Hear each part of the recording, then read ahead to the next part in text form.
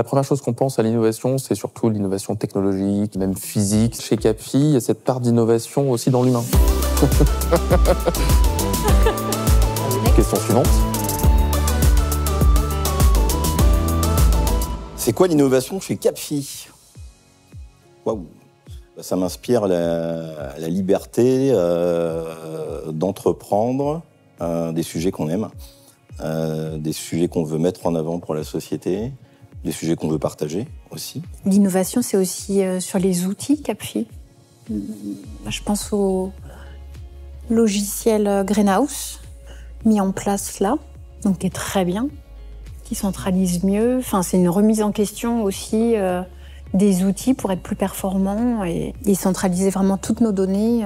Je rajouterais même que la première chose qu'on pense à l'innovation, c'est surtout l'innovation technologique, même physique. Chez Capfi, il y a cette part d'innovation aussi dans l'humain. On essaye aussi d'innover dans nos rapports qu'on a, sur notre façon de travailler, etc. Et ça fait aussi partie un petit peu de cette partie innovation qu'il y a chez Capfi, comme tu disais, de vouloir faire évoluer, de ne pas rester tout le temps statique dans notre manière de fonctionner, dans notre manière d'être et tout. Il faut d'abord commencer par l'humain avant de commencer par quelque chose de technologique. C'est d'abord, il faut que tu constitues une équipe pour pouvoir avancer. Parce que si on passe que sur la technologie, ça, bien sûr, il peut y avoir des idées, mais si les gens ils se tiennent pas la main dans la main, tu peux avoir la meilleure idée au monde, hein.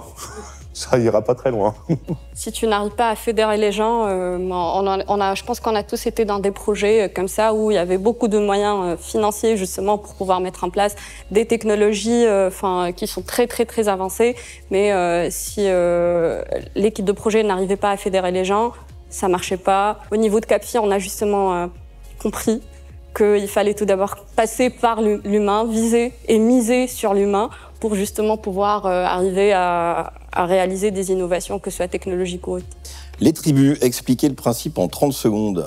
En quoi sont-elles source d'innovation et d'excellence? C'est un salarié qui a une idée, qui veut pitcher son idée, qui a besoin d'un budget et de temps sur son temps salarié, en fait, et qui le présente à la tribu Tépi-Témoin, donc à un jury, en gros. Et si le jury accepte, le projet est validé, il a un budget, il a du temps salarié pour l'appliquer, et puis il doit réunir un groupe qui est motivé par le projet, c'est ça, non? Pour moi, la tribu, c'est vraiment ça, c'est Capfi qui a eu la volonté de donner la possibilité et de mettre en place un environnement de travail ou du temps dédié, parce que ça peut même être accessible à tous les consultants qui sont en mission, etc. On peut les sortir de mission pour aller dans les tribus, etc.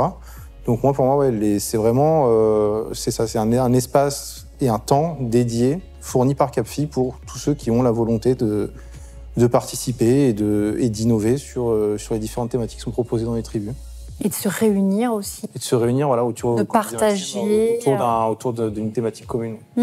Ouais, c'est sortir aussi du quotidien.